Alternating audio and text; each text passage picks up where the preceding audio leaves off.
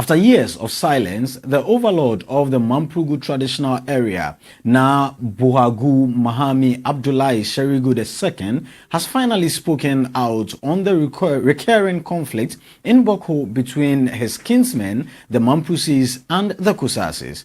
Speaking through a spokesperson at a press conference in Nayiri earlier today, Nash Sheriga II condemned the ongoing violence that has caused the death of many people and has led to the destruction of property in the conflict zone. The monarch, who believes the recent incidents are linked to terrorist activities in the Bawku and Binduri enclave, demanded some actions from the government to deal with the situation. The unlawful acts perpetrated by certain unruly Kusasis youth, including arson, violence against state property, and threats to the lives of security personnel, have greatly alarmed and distressed the peace-loving people of Mamprugu.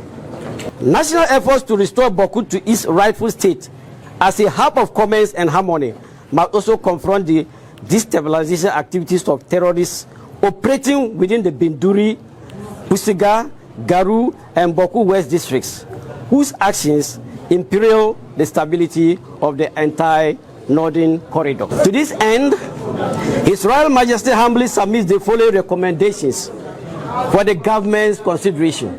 1. Increase security personnel and logistics. Address concerns raised by the police and military command in Bawku regarding insufficient manpower and logistics by deploying the required number of personnel to maintain law and order. Though costly, this measure is far more prudent than bearing the price of insecurity. 2. Empower security forces. Ensure that security forces operate without undue political interference, enabling them to pursue and apprehend known criminal elements disrupting the peace. 3. Safeguard economic freedom. Guarantee that no trader, especially innocent women and children, including those from neighboring Burkina Faso and Togo, to hindered from conducting business freely in their choosing markets. 4. Protect critical institutions. Shield essential institutions, including banks, hospitals, and service providers of water and electricity, from the disrupting instigated by criminal activities to avert undue hardships for citizens. 4. Unify transport and transport systems. Implement the operation of single lorry station to curtail targeting by armed bandits and criminal elements. 6. Establish strategic checkpoints. Deploy joint police and military checkpoints at intervals of every 5 miles along the Bolgatanga-Bawku-Polimakum route to deter banditry and facilitate the free movement of goods and people. 7. Install police posts. Establish police posts, especially in Binduri, to address tribal profiling and protect innocent citizens from unwarranted harm. Meanwhile, the Chief of Staff of the Nayiri, who also spoke at the press conference, demanded for a stop to the attacks on their kinsmen in Bawku. According to him, they can only talk if there is an end to the attacks on Mampusis in Bawku. So far as the overlord is concerned, he is committed to the program. And also, his sticking to it will depend upon the support he will receive from the government in trying to stop these bandit actions that are going on in the Bawku traditional area. Killing Mampusis, preventing them from doing businesses. All these are factors that, they must be addressed so that there will be ceasefire and then the process can go on. If that happens, he is committed to the outcome. You can't say they have failed. They are facing challenges. And for that matter, they only need to work to address those challenges. And the briefing is that the security personnel are not enough. The number is not enough to cover or to carry out their activities, to effective monitor and control law and order in the area. That is the issue. So we wouldn't say they have failed.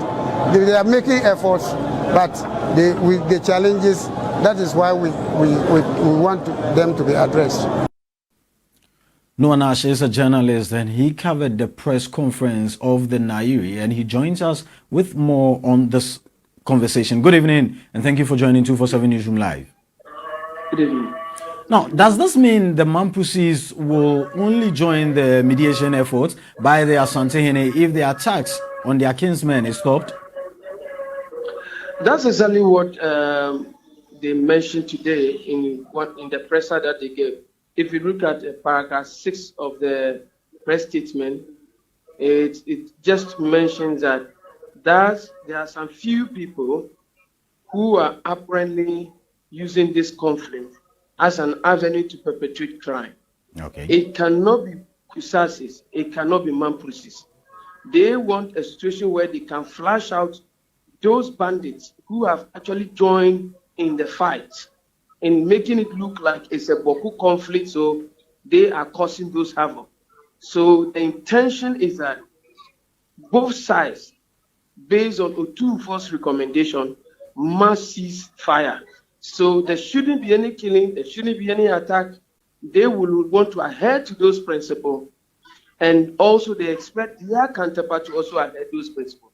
So imagine, for instance, both of them are adhering to the principle, and they realize that something is going on, then they can then know that the security services will be up to the game to deal with it. So in the press up they did today, there are 7 recommendations.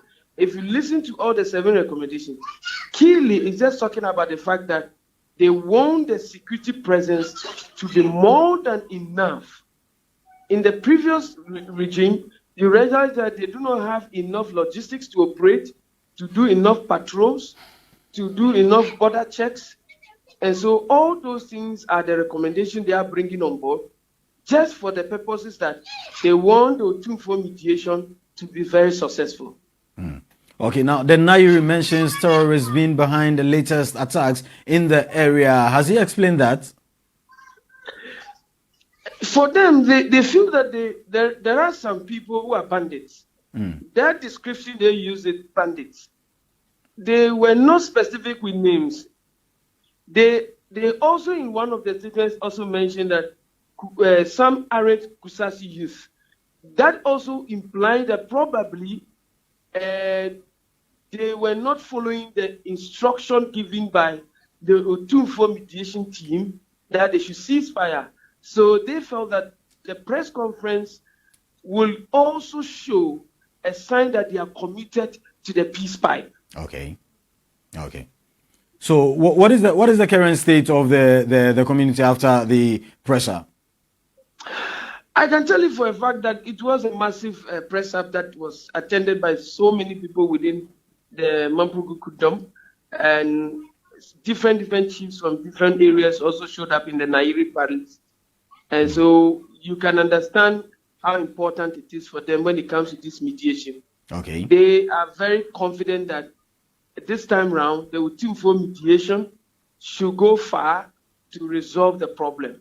Okay. They are very confident because they want a situation, they want that conflict situation to end, because they've gotten some assurances from John Mahama's government, according to the words they use, John Mahama's government. Okay. But they prefer a situation where, as mediation is going on, they do not want to see an interference in the processes. So if those things are taken care of, then it means that peace will then prevail in Bawku.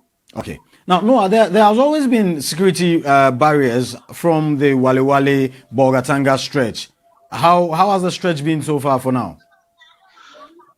It's not been any different, but for me, as far as I'm concerned, let me use a simple word to describe it. I find those barriers to be like an extortion barriers. The policemen who are there to do their job are just collecting money from drivers. The real job that they are supposed to do, they are not doing it. Okay. It's only the military that are busily doing some work, where they do the escort of traders right from Volga enclave all the way to the trading hub within the Bawku enclave. Okay. The military are able to do those jobs. But when it comes to the police barriers that they've created across all the enclave all the way to Wale, excuse me to say, with all apologies to senior officers, I'm saying that, and what I've seen from morning to today when we travel and continuous travel on that stretch, it's like police officers just extort money from drivers. That's all. Okay. All right. Thank you very much for your time.